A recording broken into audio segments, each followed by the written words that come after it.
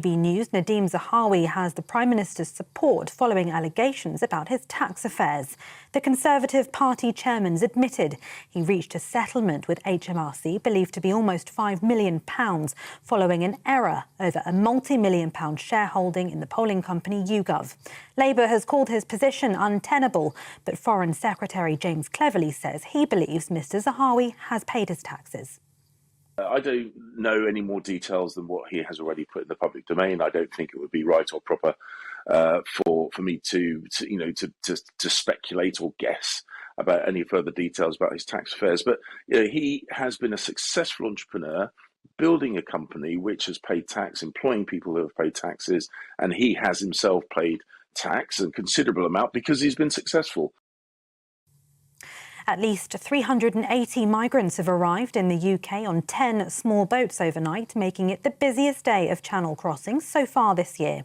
GBNews understands a few other boats have also set off this morning, but haven't yet made it to the UK.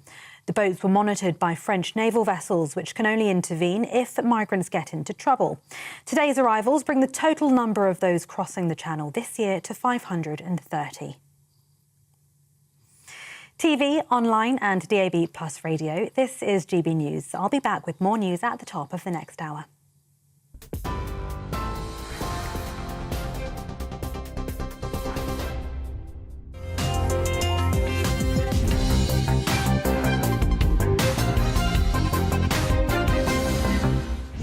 Andy Burnham, Mayor of Greater Manchester. The perception is that this Andy Burnham is different to the Cabinet Minister Andy Burnham under the last Labour government. Is that a fair perception? I think so. I'm very much in tune with the theme of this interview. It's more the real Andy Burnham, because in this role, I don't have the same constraints. You know, I'm kind of speaking for the place, not always the party. You know, I'm doing what's right for Greater Manchester. This is the place I'm from, the place I love. I'm at home here.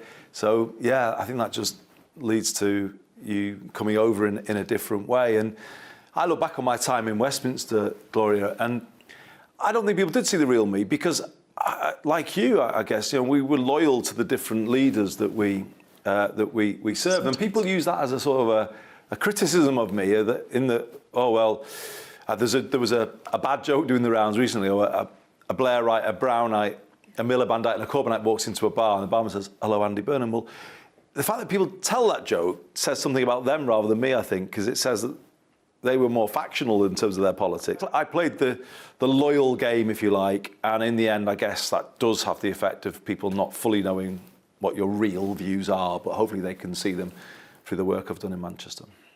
And you seem very happy in this role. You've got a big week next week, this week coming, Convention of the North. Tell us what that's about. Yeah, well, the North's getting organised, isn't it? It's getting stronger. It's not going to put up with things the way they've always been. And maybe people saw that in the pandemic when the government tried to railroad us into Tier 3 and we took a stand. Things have changed. And in that moment, Whitehall did not like us answering back, but they're going to have to get used to it. The North is not going back to the way we were treated before. Now, this isn't about getting threatening or anything like that. It's about being positive about what we've got to offer as the North of England. There is so much more we could be with the right support. But people in Whitehall should make no mistake. They can't continue to treat us in the way they always have done. When it comes to transport, for instance, as second-class citizens that should just expect a second-class service. Well, no, I'm sorry, that's over.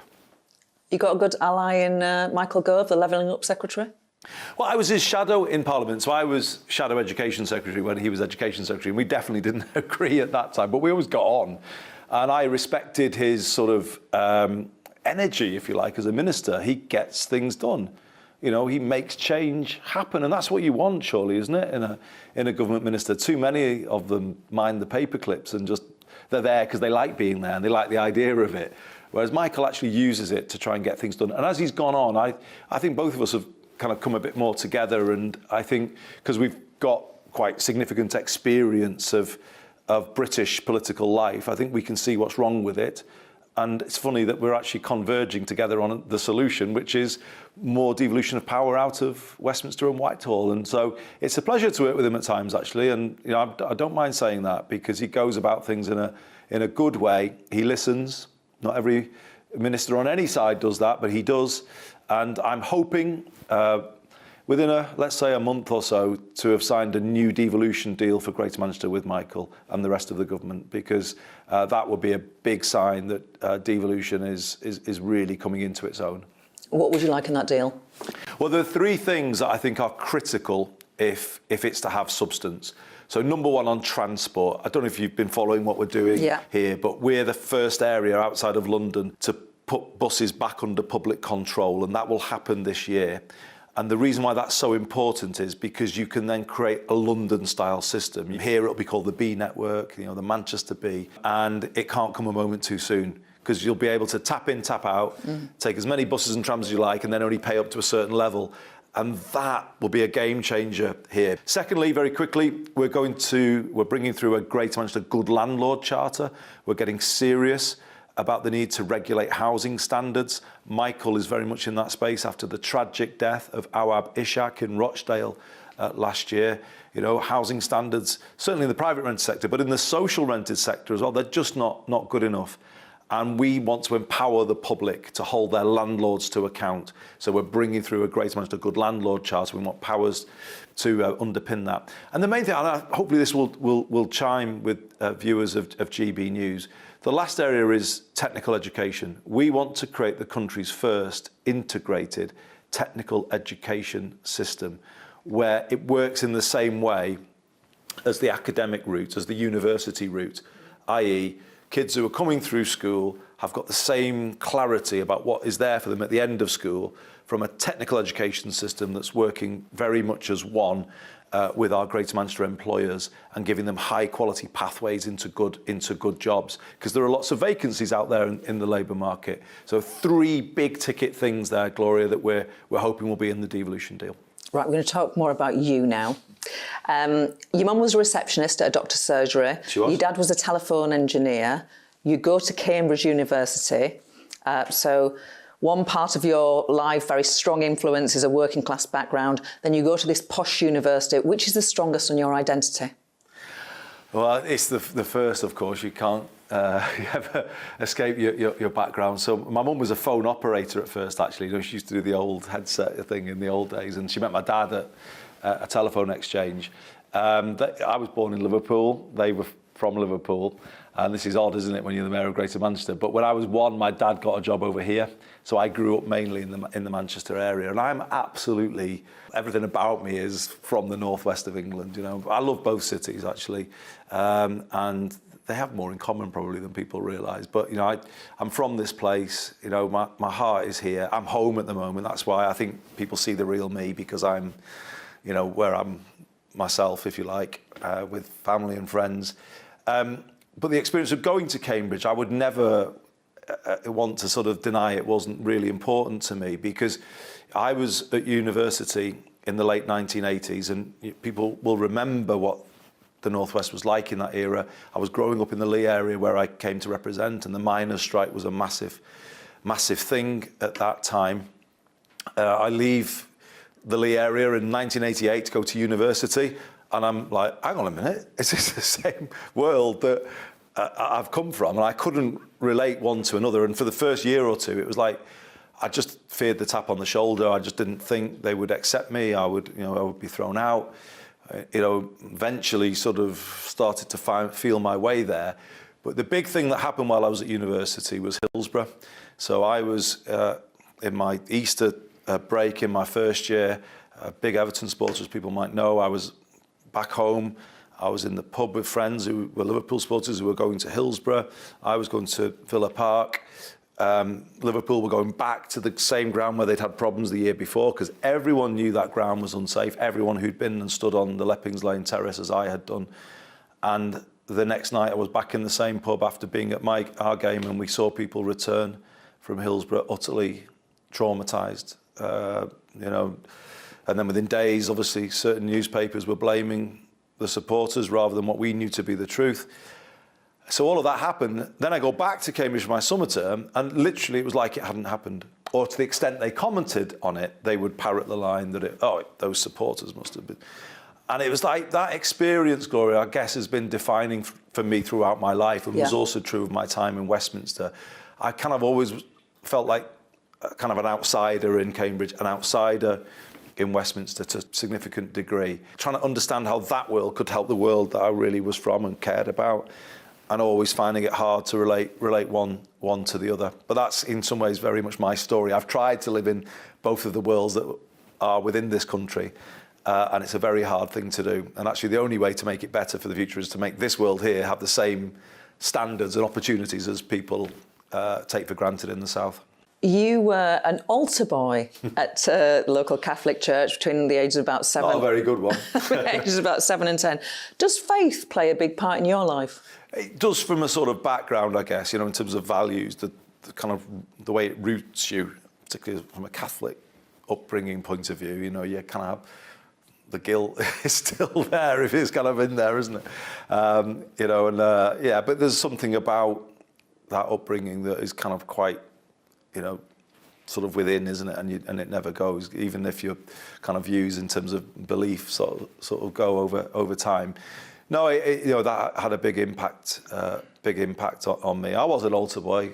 I can't say I was the best one. I think that the priest had to check the altar wine a few times just to check whether. You were an advisor to Labour cabinet ministers before you became an MP, which is, in some ways very conventional route into politics. I read that some of your special advisor colleagues, Labour colleagues, could be snotty to you and your wife. Give us an example. I'm not sure my wife so much. I guess in terms of, there was, when we were kind of first kind of in that new Labour era, I can remember, not feeling the Cambridge effect, not feeling like you quite fitted in, and I think there were a couple of occasions where that was how it was. I remember working at Millbank in 1997. That was Labour HQ, yeah. It was Labour HQ in the 97 general election, and honestly, I still look back at that as something that was my kind of first big shock when it came to the sort of Labour Party nationally.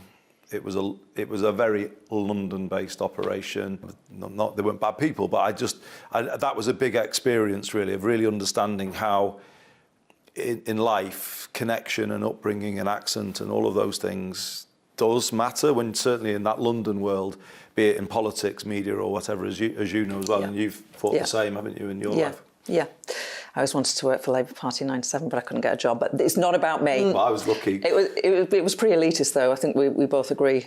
I was lucky. I had my first job in London, which was working on a trade magazine, it was called Container Management, the height, the glamour. And I was getting more and more political because of the things that were going on.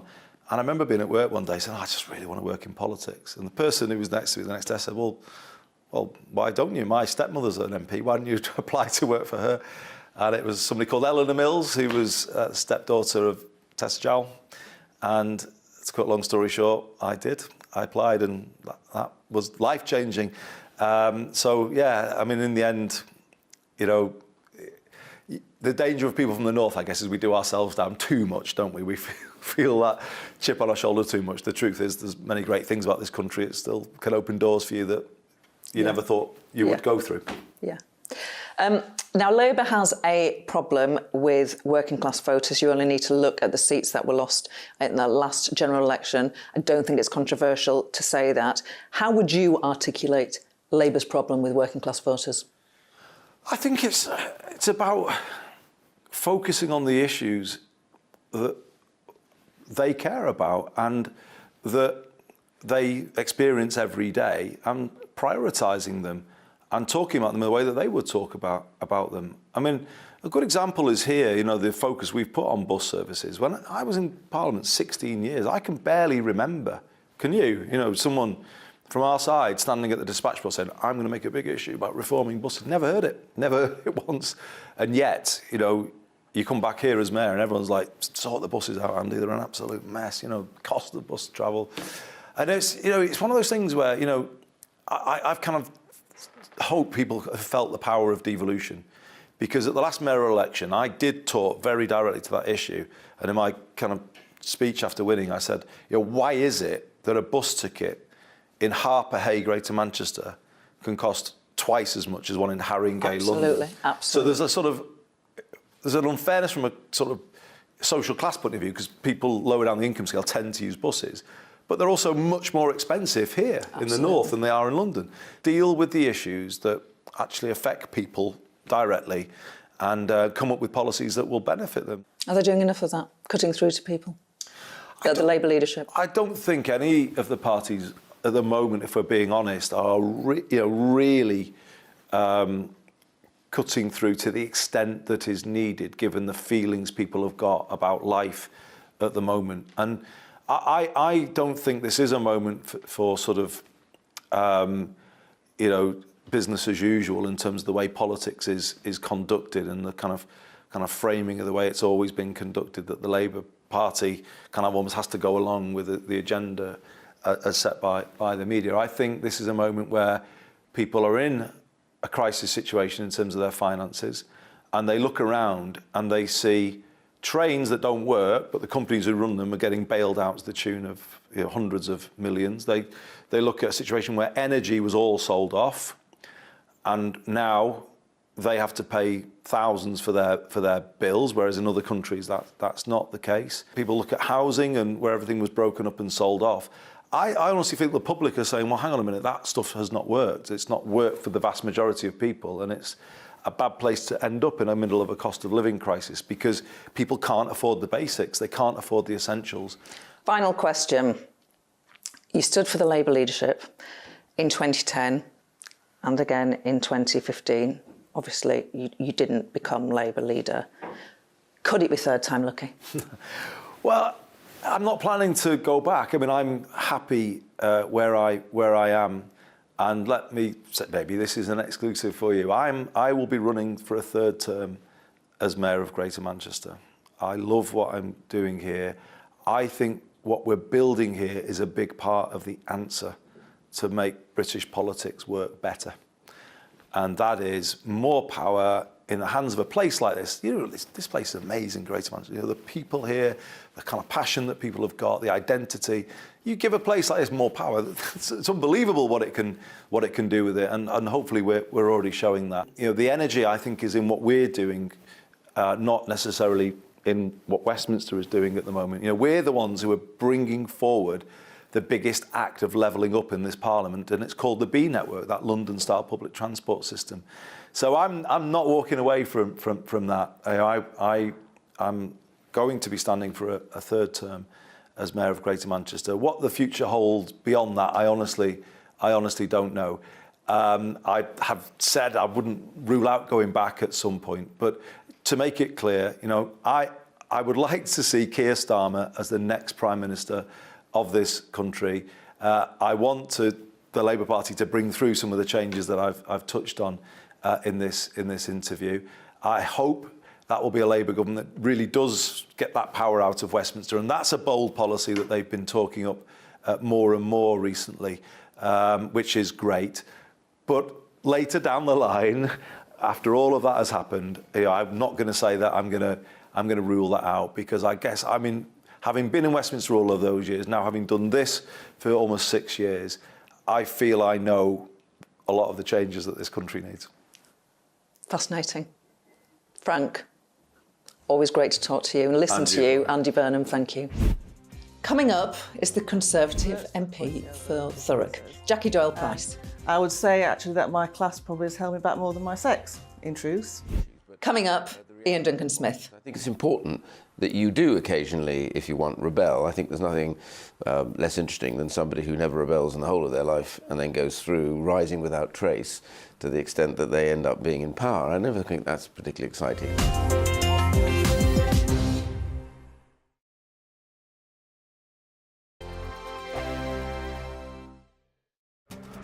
This year on GB News, we've got brand new members in the family.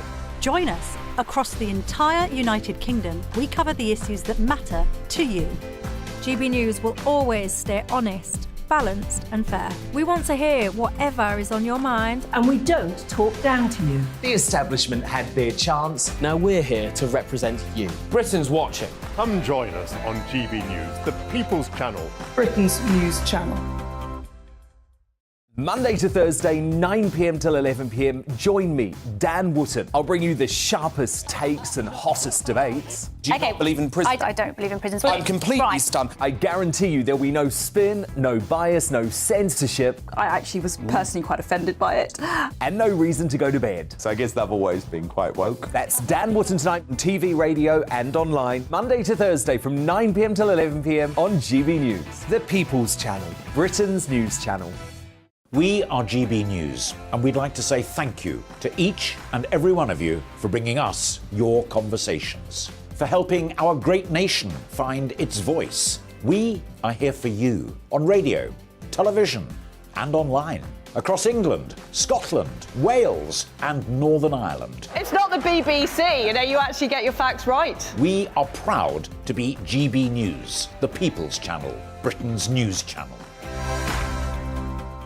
I'm Mark White. As GB News Home and Security Editor, I cover those key issues that are so important to you. Our authorities, our communities doing all they can to combat violent crime. With the public services under unbearable strain, why are we still failing to control our borders? Defence, the first priority of any government, has been continually hollowed out. Can we trust our politicians to protect the armed forces? Join me, Mark White, on GB News.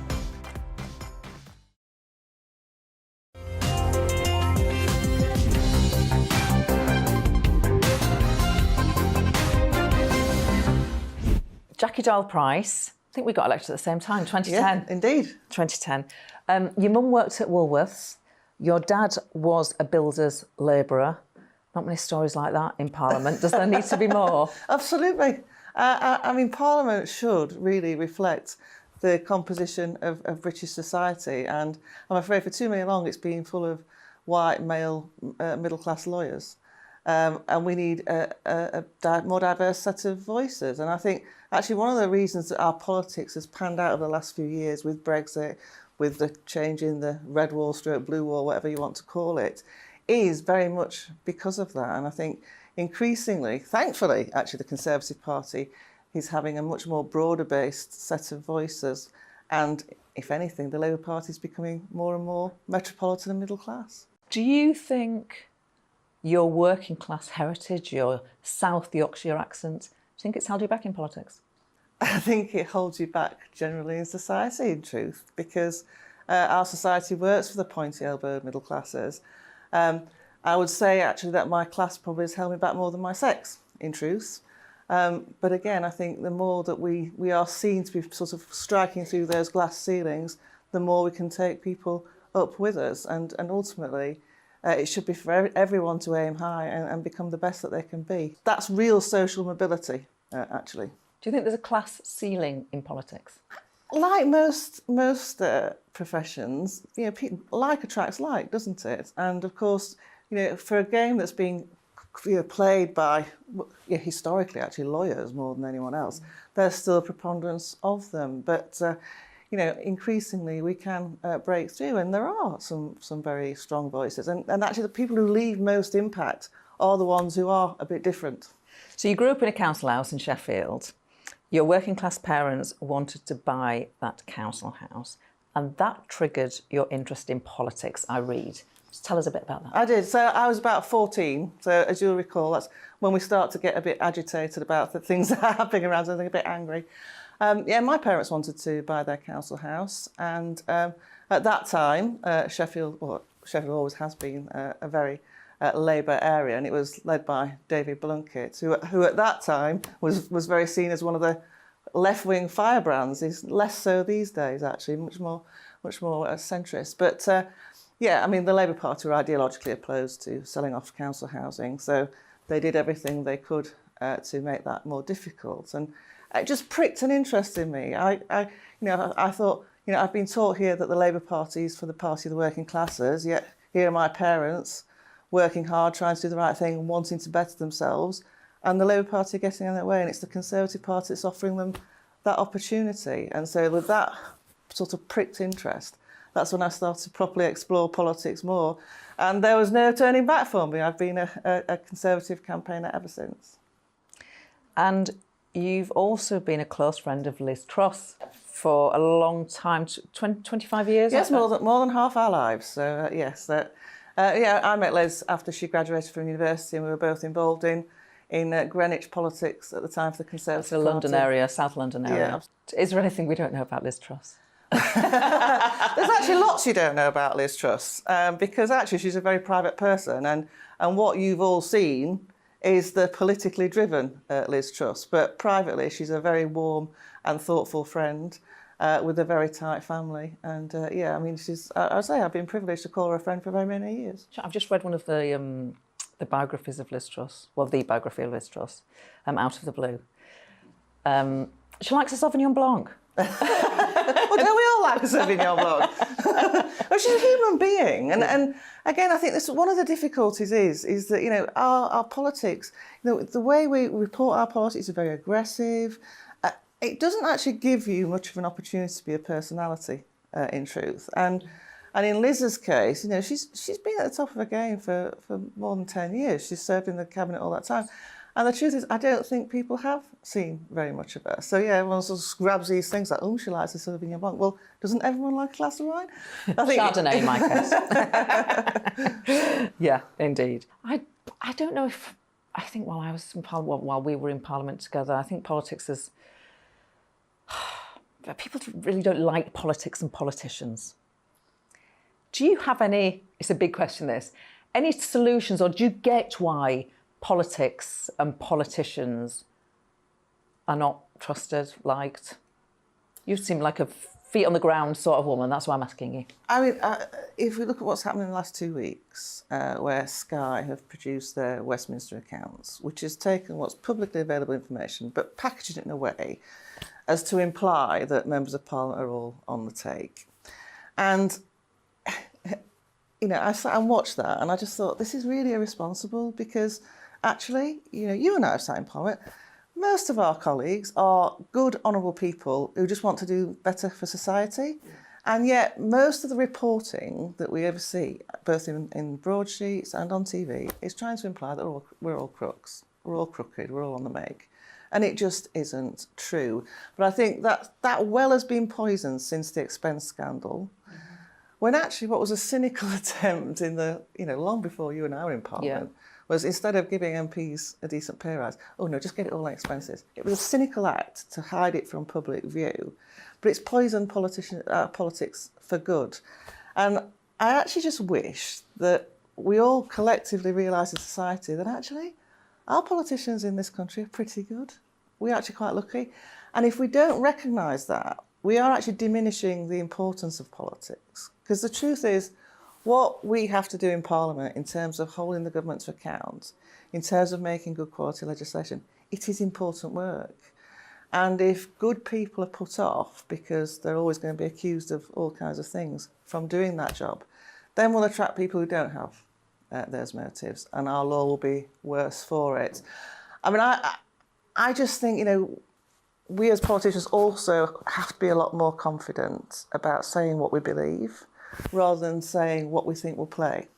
So I'm sick of hearing about focus groups. You know, Margaret Thatcher never bothered with focus groups because she knew what she wanted to do, and we shouldn't be landing things like that. You know, if we always operate in the national interest, which I think broadly we do, we'll get these things right, and we should be honest with the public about them. We shouldn't be just diverted by amplifying messages just because Nigel Farage has said something, or, you know, a trade union leader said something else.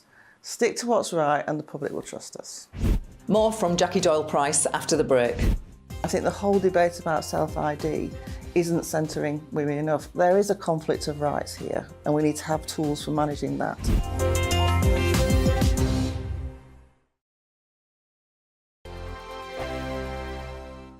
Monday to Thursday nights on GB News. At 6, it's Dubes & Co. 7 o'clock, Farage. At 8, join Mark Stein. And at 9, Dan Wootton Tonight, followed by Headliners. On TV, radio and online. This is GB News. We are GB News, the People's Channel. Why not take us home with you by visiting the GB News shop at gbnews.store? You'll find all the official merchandise, a really good present actually for yourself, your friends or your family. We ship across the UK mainland at no extra cost. GB News, the People's Channel. Here on GB News Live, we'll be keeping you in the picture, finding out what's happening across the country and finding out why it matters to you. We'll have the facts fast with our team of reporters and specialist correspondents. Wherever it's happening, we'll be there from 12 noon on TV, radio and online. GB News, the People's Channel, Britain's news channel. Monday to Thursday on GB News, it's Bev Turner Today from 10 a.m. We're going to be here for you, our GB News family, to keep you up to date, but also make you smile. The guy went from puberty to adultery. And I can't wait to bring a few of my own opinions. I have no time for cultural totalitarianism. We'll engage in passionate, but always polite debate, with your thoughts and opinions at the centre of it all. Only on GB News, the People's Channel, Britain's news channel. Hi there, it's Stephen and Anne. At breakfast from 6 a.m, you'll always be caught up with everything you need to know, the latest headlines, opinions and debates. We'll bring you the good news and the bad, but most of all, we're here for you. Remember, send in your views and let us know what you would like us to talk about. That's because we're your news channel. And every morning at 6 a.m, it's breakfast on GB News.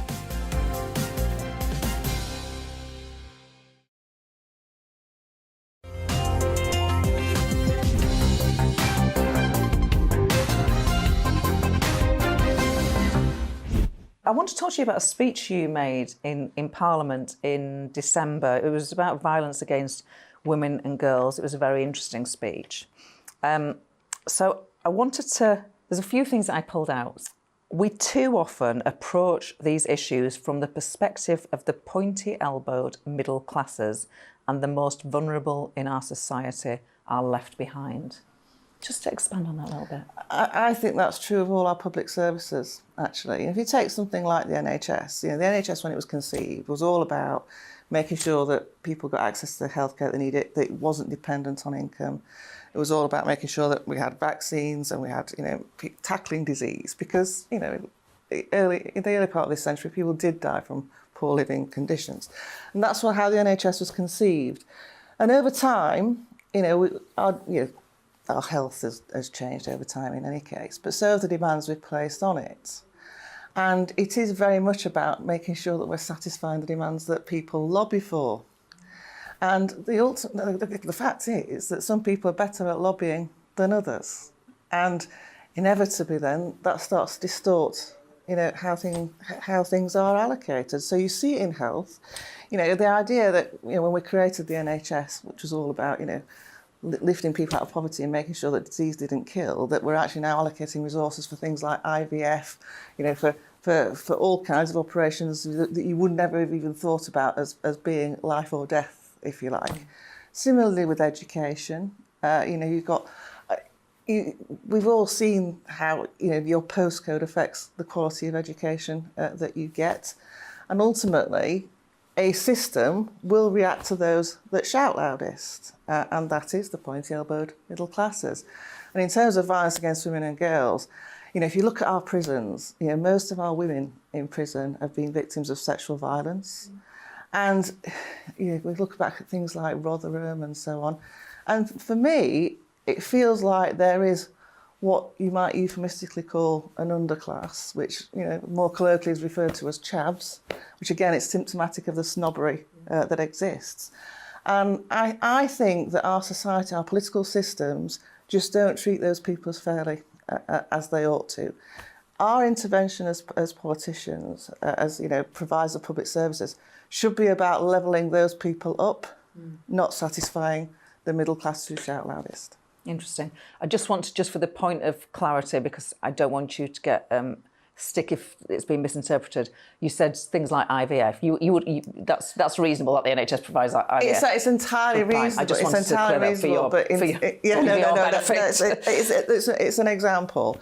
But I mean, I could say something like tattoo removal, for that matter, or even straightening your teeth. These aren't life or death issues. They are good things for the National Health Service to be doing, absolutely. But in terms of where we put our priorities, they aren't necessarily, if we're looking at waiting lists for things like, cancer operations and so on, let's get these things correct. OK. Another line from your speech. We are seeing sex offenders self-identifying as women and being able to enter women's prisons. We had a rape only very recently. That has to be tackled. How? Well, there are risk assessments in terms of who's allocated to a women's prison. The difficulty for me is that when they're making that risk assessment, it is the risks pertaining to that individual who's chosen to self-identify as a woman, which are that's the prison through which it's addressed, not the potential risks to the women in the prison to whom they're joining.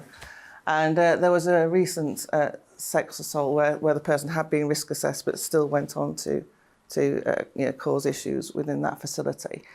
I mean, for me, we've just got to get all this right. We need to centre women at the part of this debate, really, because absolutely we should be kind to people.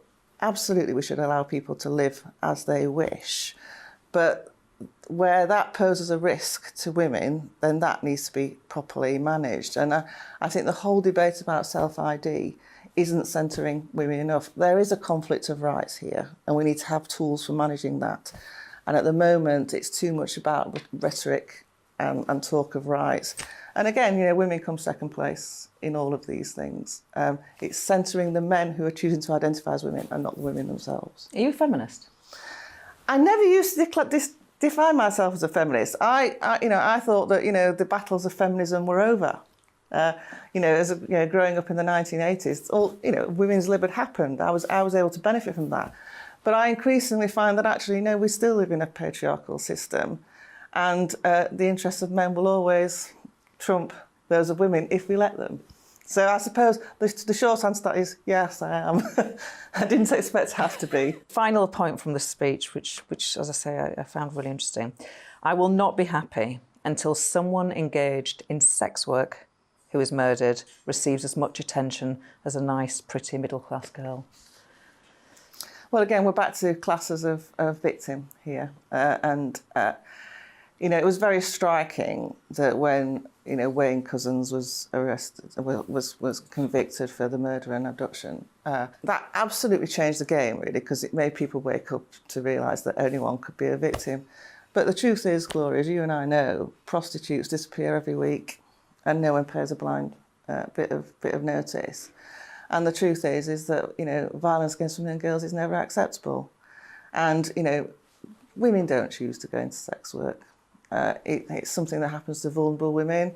It happens to women who often are persuaded to, coerced into doing it by men who live off them. And I think, again, we need to properly start tackling these issues, because at the moment, it's too easy to look the other way when these things are on, because if it doesn't affect you, if you've got your nice house with enough money coming in and everything's happy with you, it's easy to ignore what's happening around the corner. You just make sure that you don't go down there when it's not a nice place to live. And I'm afraid there are still too many vulnerable women who are being exploited by men, and that's something we need to tackle. Thoroughly enjoyed that. Found it really interesting, a really complex set of opinions. Politicians are often pigeonholed. But I feel like we've learned a lot more about what you think, and I feel better for it, wiser for it. So thank you, Jackie Doyle Price. Thank you. Coming up, it's Life and Times with Ian Duncan Smith. There's no point in leaving the European Union if you then parallel the European Union, because you might as well have been in it.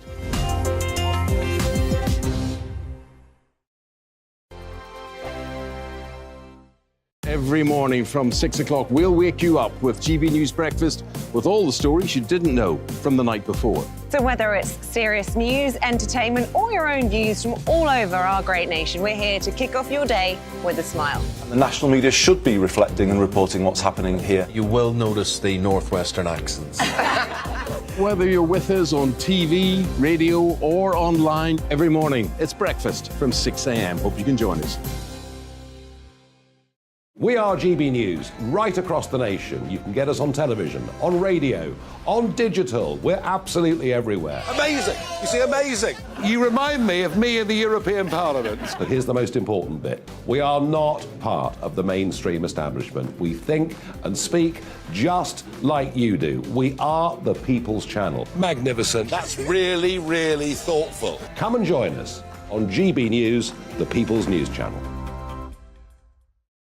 My name's Tom Harwood and join me 9:30 a.m. every weekday for The Briefing, your one-stop shop for everything you need to know about what's going on in politics today. I wonder if this is a deal that might need to be like the biscuits in this factory, twice baked. Is there not an opportunity here to win out against the extremes? Tom Harwood, GB News. What are you going to do about it?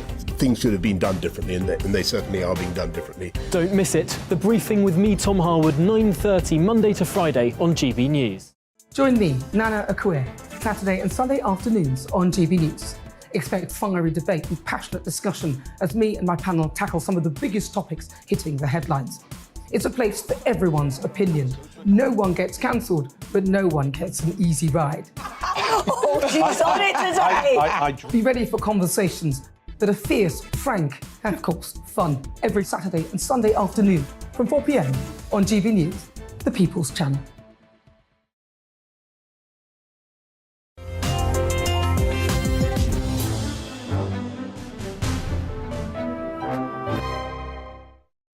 Ian Duncan Smith, serving in the forces or leading a political party, which is the most stressful?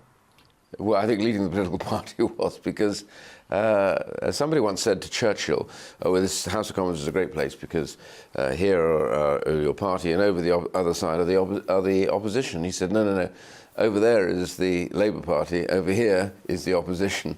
And that's exactly what it is, really. It's like that. You're judged the whole time. Opposition is the worst kind of leadership because nobody wants to be led. They're all fed up and angry. They all want to tell you what to do.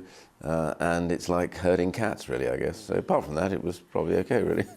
But you talk about that being a sign of being in opposition, but actually there's very little discipline in your party in government, certainly of late. 3 different prime ministers in as many months. Quite a sort of rebellious group of MPs. How did we get to this point? Yes, it's interesting. I come back to the COVID lockdowns. I think they've affected absolutely everything in British life. In fact, everywhere, probably, if you look around what's going on in other countries. But here, within our system, what's happened is we had a 2019 intake, many of whom probably weren't expecting to be elected, big majority. Only immediately they come into Parliament, we lock down, so they're out of Parliament. So pretty much for two and a bit years, they didn't really learn anything about what you do in Parliament, how it works, the structure, how the discipline works, as and when it does. So I found when they came back, they were on a fast learning curve, but at the same time, we were in difficulty, and now they're worrying about their seats, which often were quite difficult to hold anyway. So I think the nature of discipline had broken down quite significantly, and opposition. Sometimes the discipline comes when there's a whiff of a chance that you're going to get in, then that brings people together. But in government, if it looks like you might possibly lose, then that, if it wasn't strong already, then starts to disintegrate. And I think, as I say, COVID, I think, has affected everything. It's affected our politics, it's affected the nature of how we run our parties. All of this has gone through a period which I've never seen before in my life. Interesting that you talk about discipline as well, because some people listening to Ian Duncan Smith talk about discipline will say, well, hang on a minute. I mean, he started defying the party whip pretty much as soon as he got elected, continued to do so when he served in David Cameron's cabinet. You resigned. So actually, I was going to ask you, but maybe this is the wrong question. I was going to ask you if discipline is an overrated virtue in politics. Well, discipline is important inside political parties. You have to, if you're a government, you have to get your business through. It's a little more difficult in opposition where you're not actually pushing anything particularly. I disagreed with the Maastricht Treaty on arrival, so I ended up rebelling. It's not how I planned my political life, I have to tell you.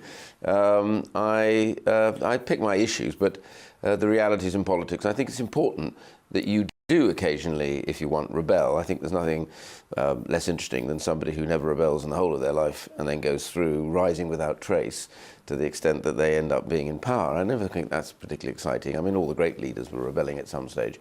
So the real point here, I think, is that you pick your rebellions and you don't do too much at once. I mean, Churchill's great dictum was never more than one rebellion at a time, which for him was quite interesting. But so that's really how I think it works. So I don't resile from that. I simply say that if there are big issues and you feel strongly about them, and if you think the government's going the wrong way, then you have to decide whether or not your country comes before your allegiance to your government, and that's always the choice. So I don't pretend to lecture anybody about discipline by any means at all, though I was pretty strong and supportive of the government that I was in as Secretary of State for Work and Pensions. My rebellion at the end of that was because I simply fundamentally disagreed with the government in the extent of their reductions on benefits, and I thought they'd gone too far. You've seen a lot of Labour leaders in your time. Kinnock, Smith, Blair, Brown, Ed Miliband, Jeremy Corbyn, Keir Starmer. Who have you feared most? Well, it's clearly Blair was the most successful of the group that you've named. And I guess in that sense, when I was in opposition after he had got elected in 97, because I came in 92, so he got elected in 97 with a landslide, it was tough for opposition. They didn't want to hear from us. And yes, he, of course, managed to speak, to cover both political parts of the spectrum in a way that I found very frustrating. But it was a skill, by the way, which I think his party has never quite understood or recognised properly, or even sort of thanked him for, because it was a remarkable transformation, but not just transformation, the fact that he kept it afloat, considering all the pressures that come from them.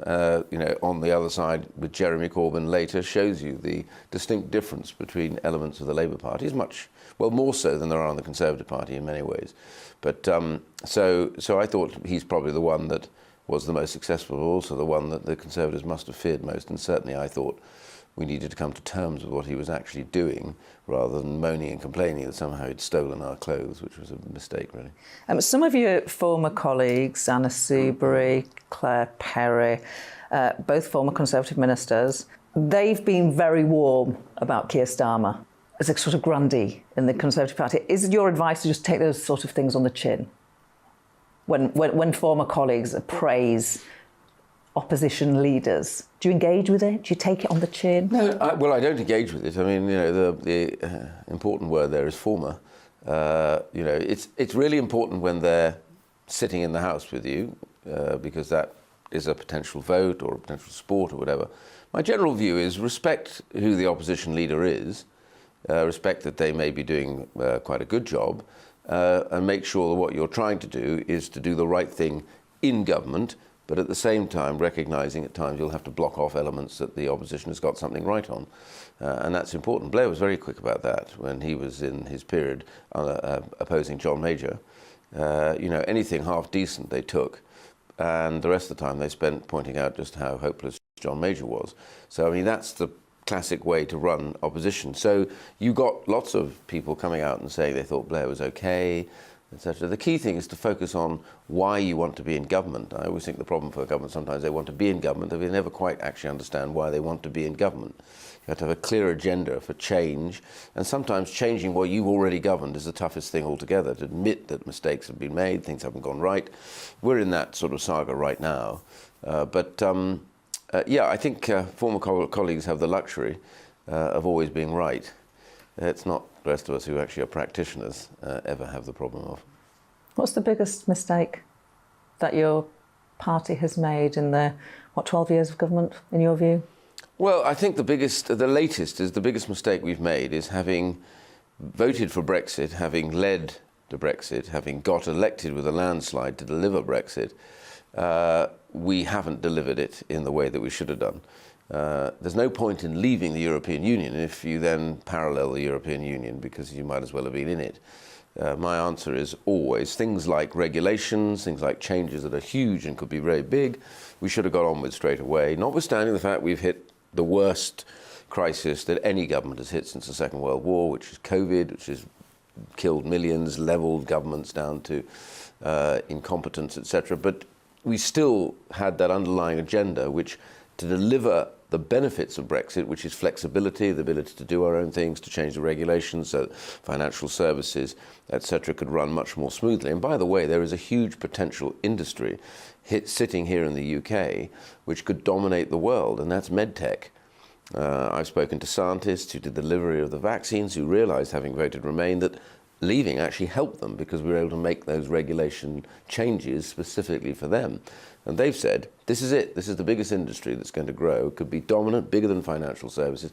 But we need, they've said, regulatory change to be able to define the market. Absolutely. 2 years ago, I wrote a report for the government on this. For 2 years, next to nothing has been done.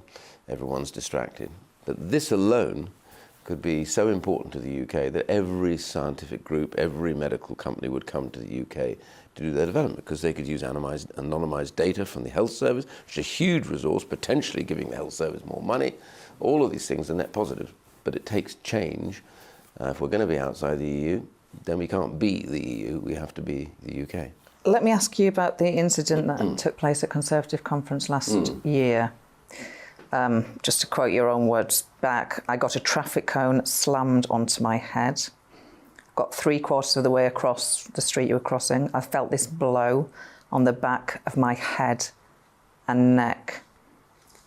There was no punishment for the man accused of doing that. How did you and your wife react to that news? Well, we were concerned because it was a clear case within criminal law. They were charged with quite a low-level charge anyway. But the person that was in charge of the case said that he thought it clashed with Article 10, their rights to protest. Now, every single KC that I've spoken to, many in the House of Commons, on both sides of the House, by the way, and colleagues on both sides of the House, have all said Article 10 does not allow violent action. It's never seen. It's a right to protest, but it's when it goes past a protest. So we were intrigued. I gather that I understand that the CPS is going to appeal this, as it were, or go back to the High Court on it. So I don't know what the outcomes, and I can't comment therefore further than that. But I do know that as one MP, a Labour MP, came to me and said, well, we're all targets now, aren't we? And given that this was weeks before the murder that took place of one of our colleagues, that I just find it a remarkable judgment. But then, you know, it's not my job to change the judgment, but it is the job of the Criminal Prosecution Service. But it was a pretty angry and violent nonsense. These were permanent protesters. They do nothing else but protest. One of them, which they couldn't prove who it was, attacked me by slamming a very heavy cone which has grit inside it and everything else. I wasn't really worried for myself, generally wasn't. It was my wife and her friend who were next to me who were genuinely frightened. And we literally scurried into the system after that. And my wife said, oh, this is terrible, terrible. And she was quite upset. And I think that's not a right to protest. It goes beyond that. And it doesn't matter whether you're Labour or Conservative. As my colleagues have all agreed with me, that this is something that needs to be sorted out. You mentioned your wife there. Let's talk about something happier. You married Elizabeth Betsy in 1982. So you'll have just celebrated, what's that, 40 years of marriage. Congratulations. Thank you. She must have been there as your confidant and your advisor throughout that time. Can you think of the best piece of advice she has given to you? How can I describe it, really? Just being there sometimes is important because you will recall there are times when you just need someone to listen. And when I was a leader, it was really tough. But she was always ready. I used to speak to her. I had this thing about speaking to my wife at least if I'm away, speaking to her every single night, one way or the other, just talking, you know, about things that she's done, things that I've done during the course of the day. And it's that which is really important, and being a real steady influence, really, sometimes just being able to say, well, I'm sure this will go away, or that will not be a problem, or, you know, every now and then when you spark off in a bit of anger and just simply says you shouldn't be quite snappy like that or whatever, or if I've said something to somebody and you'll say, I think you could have done better than that. Your best critic is the person closest to you. The best thing she ever does is not pat me on the back saying how wonderful I was, which doesn't happen, by the way, very often. The best criticism is when she says, I think I think you didn't do yourself very well on that one occasion, and you have to take it because she knows you better than you know yourself. Great to discuss your life and times, decades in politics, leadership positions, rebelling. There's a lot to go through. Thank you for sharing your life and times, Ian Duncan-Smith. My pleasure. Thanks for watching. I'll be back at 6 o'clock next Sunday with more revealing political interviews.